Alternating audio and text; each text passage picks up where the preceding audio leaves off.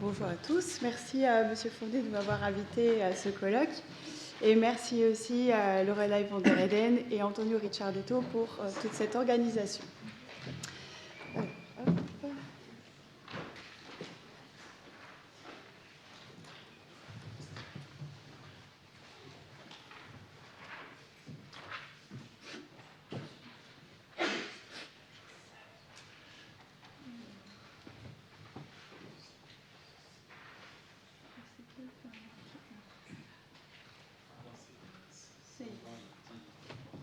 Voilà. Alors, je vais vous parler du lion dans les Hieroglyphica de Rapolon. Le lion a toujours été un animal bien présent dans l'Égypte ancienne. Il y vécut à l'état sauvage jusqu'à ce que la désertification du pays ne le pousse à s'en éloigner. Pour autant, il ne disparut pas des mentalités et conserva un statut privilégié. Sa présence est bien marquée dans la langue égyptienne. En effet, le lion est désigné par deux mots.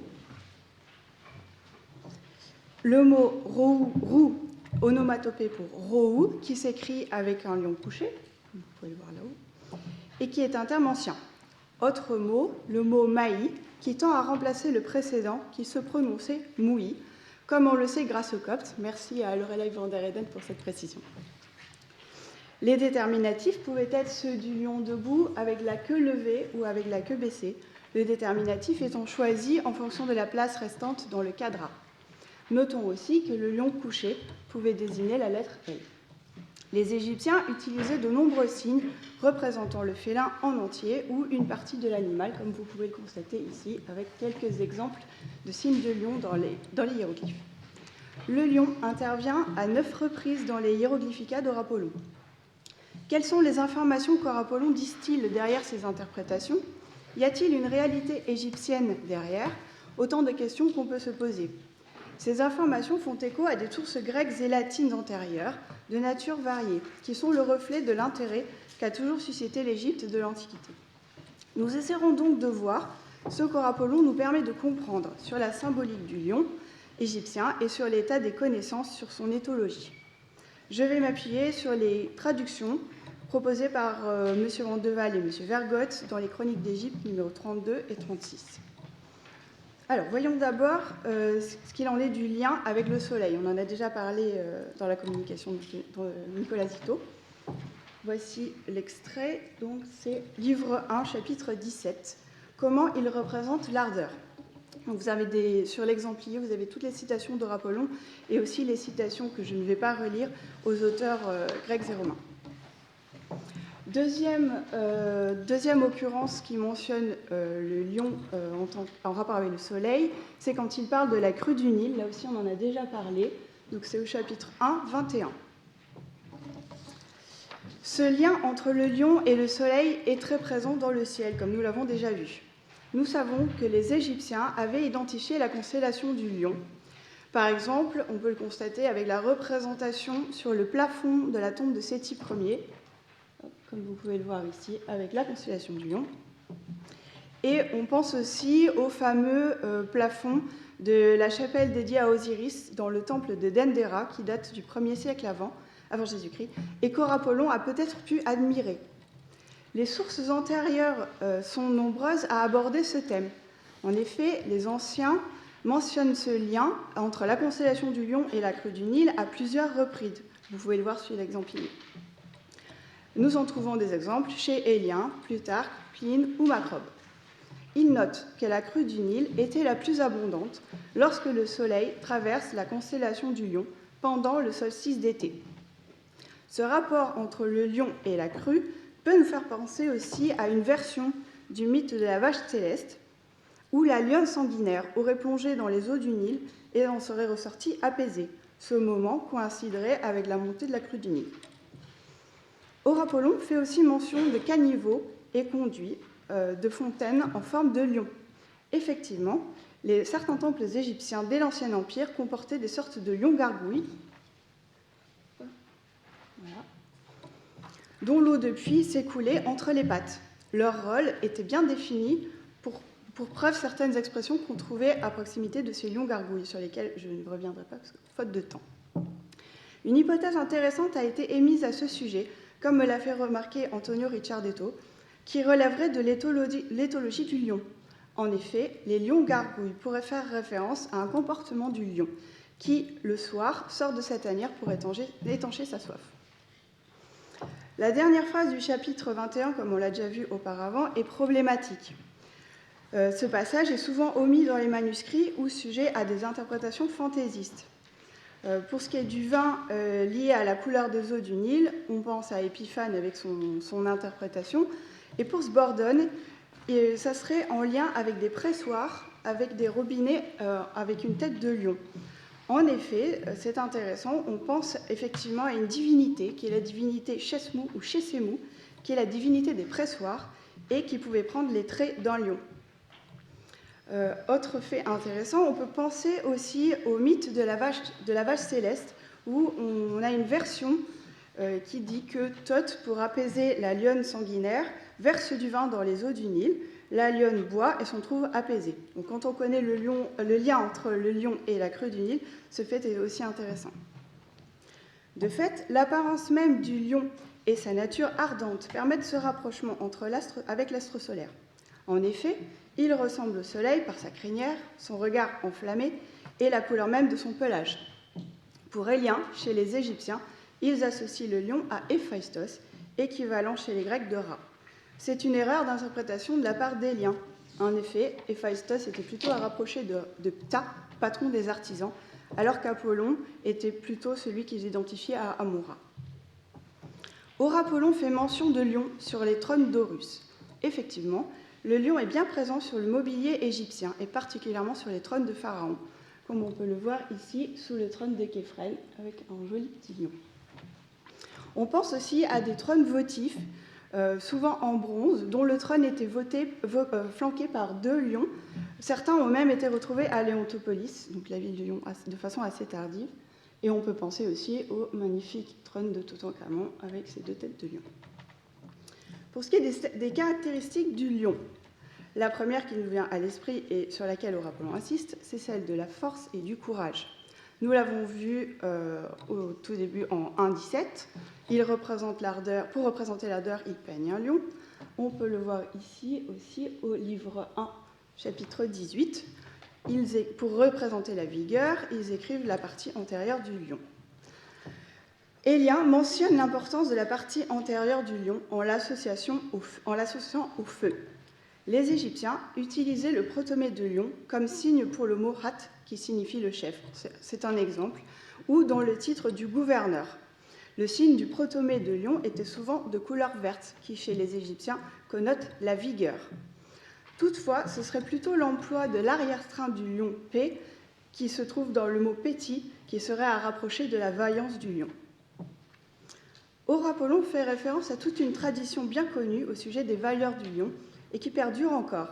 L'ardeur est aussi synonyme de courage chez le lion. Ce sont ces qualités qui favorisa son association avec Pharaon. Le lion, souverain de tous les animaux, comme on le lit sur une inscription à Edfou, est donc le pendant de Pharaon, souverain des hommes. Dans les inscriptions égyptiennes, le lion est souvent employé comme symbole de force et de courage, particulièrement en parlant du roi. Par exemple, dans les expressions « lion grande puissance » ou « à la grande vaillance ».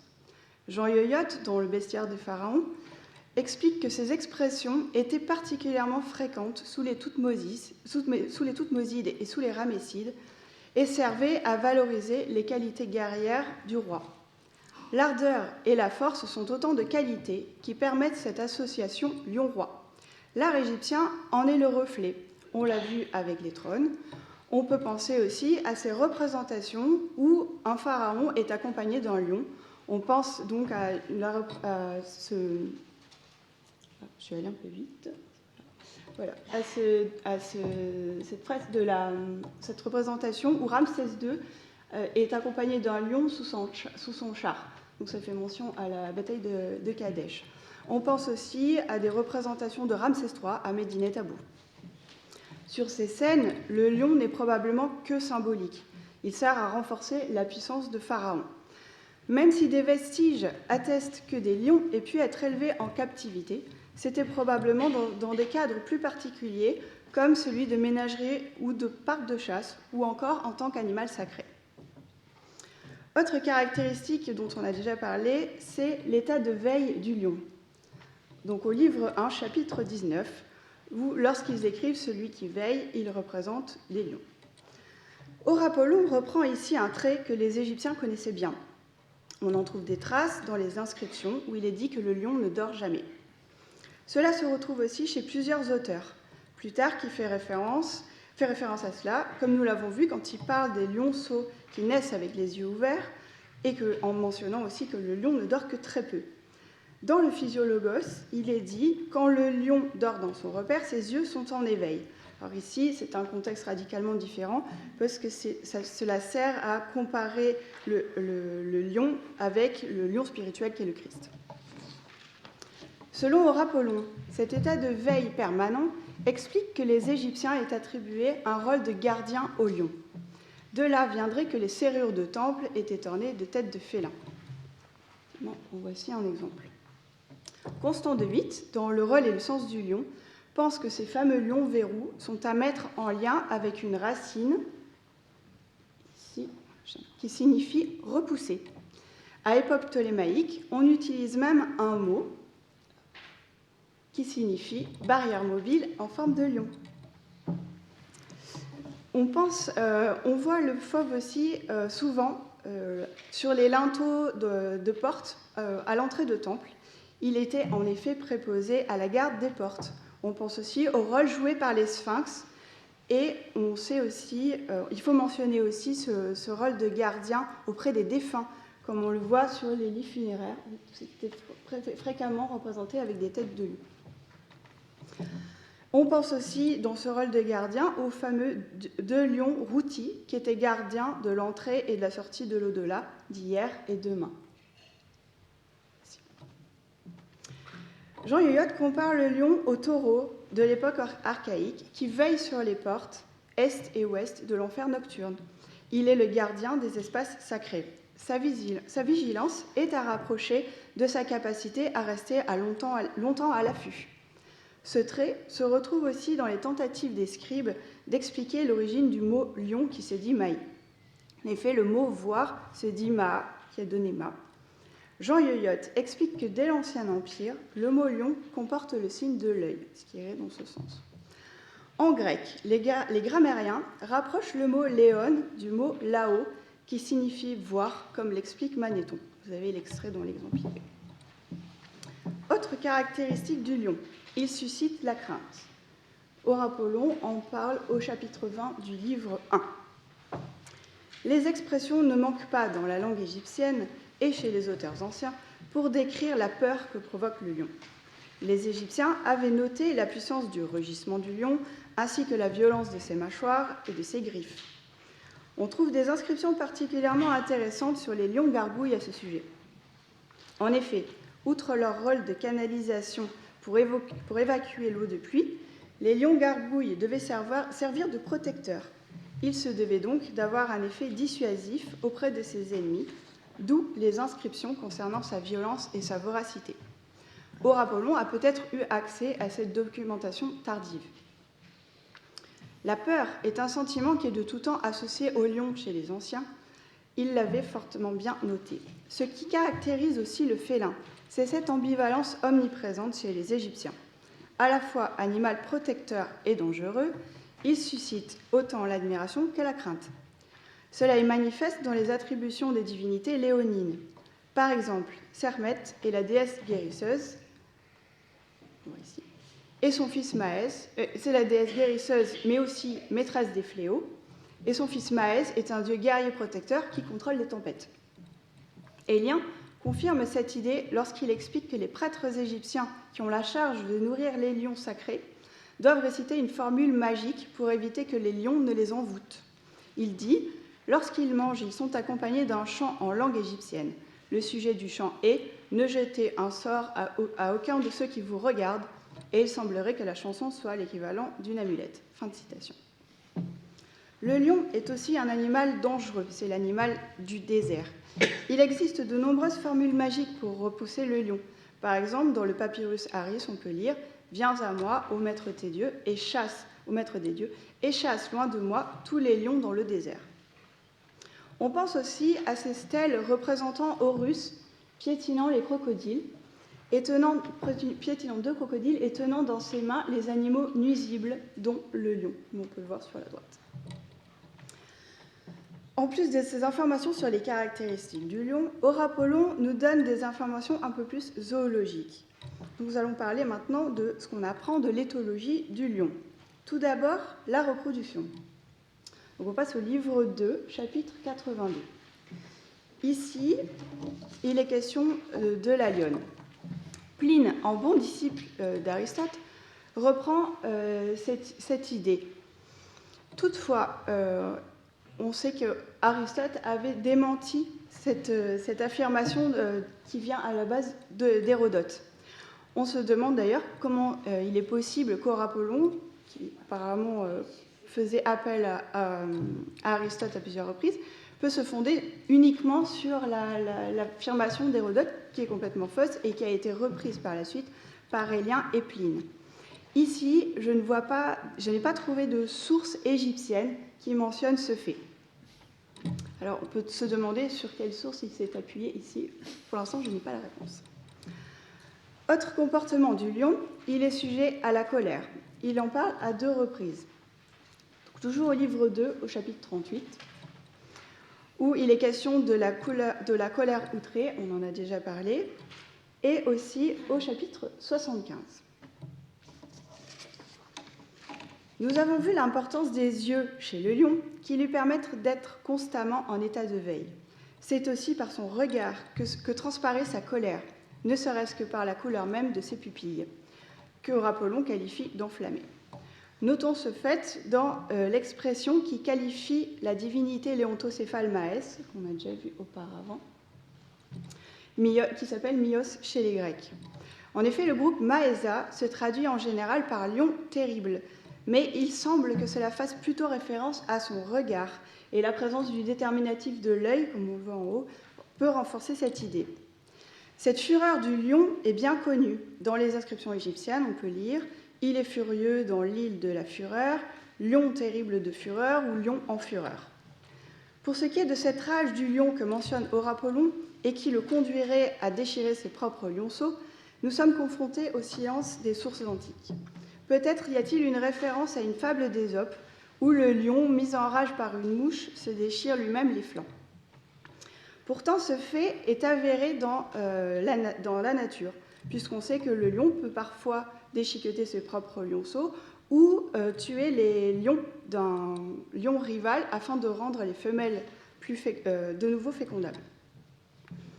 Pour ce qui est de la robustesse des os du lion, à tel point que du feu en sortirait en les frottant l'un comme l'autre, ce fait est mentionné chez Aristote et repris par la suite chez Élien.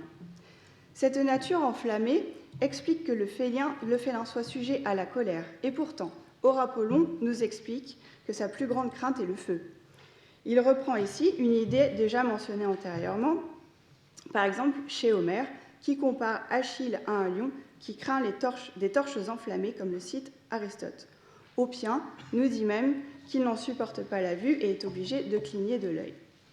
Si cette crainte du lion pour le feu est bien connue chez les Grecs et les Romains, nous n'en avons pas trouvé écho dans les sources égyptiennes. En effet, on sait que le lion crache ou lance du feu, mais aucune trace de lion qui en a peur.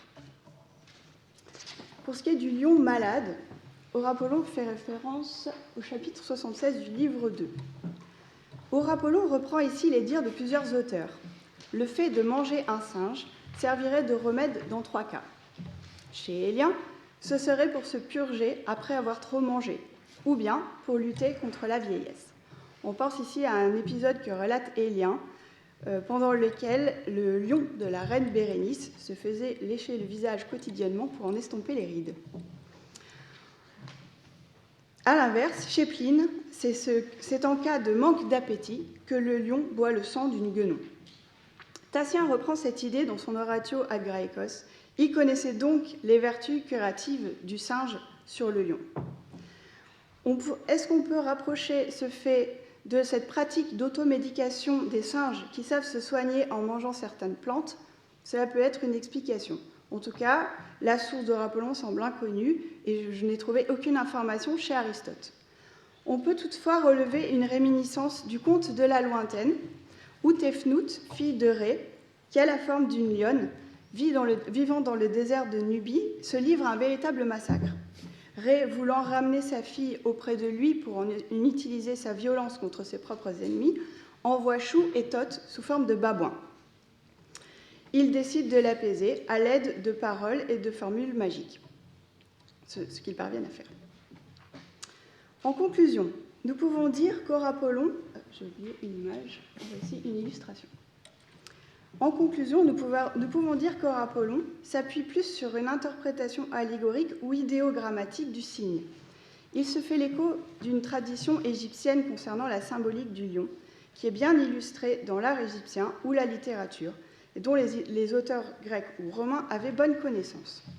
De fait, Eurapollon confirme cette place privilégiée qu'occupait le lion chez les Égyptiens dans de nombreux domaines. Par ailleurs, il mobilise des savoirs zoologiques, parfois fantaisistes, déjà proposés par Aristote ou encore Élien. Preuve qu'il avait une connaissance de sources antérieures concernant la zoologie. Cependant, certaines de ces sources nous échappent encore. Par exemple, celle concernant le comportement du lion dévorant ses lionceaux ou celui du lion se guérissant en dévorant un singe. Il est difficile de savoir quelle source Eurapollon a réellement mobilisée pour son traité. Il a probablement pu observer des monuments d'époque pharaonique ou ptolémaïque, et il prouve qu'il a une connaissance de traités bien antérieure à lui. On peut donc se demander s'il avait réellement accès à des sources de première main ou s'il tenait ses connaissances de prêtres égyptiens déjà fortement hellénisés. Eurapollon syncrétise par son traité des savoirs grecs, romains et égyptiens concernant le lion, savoir qui mérite de faire l'objet d'une étude à part entière. Je vous remercie.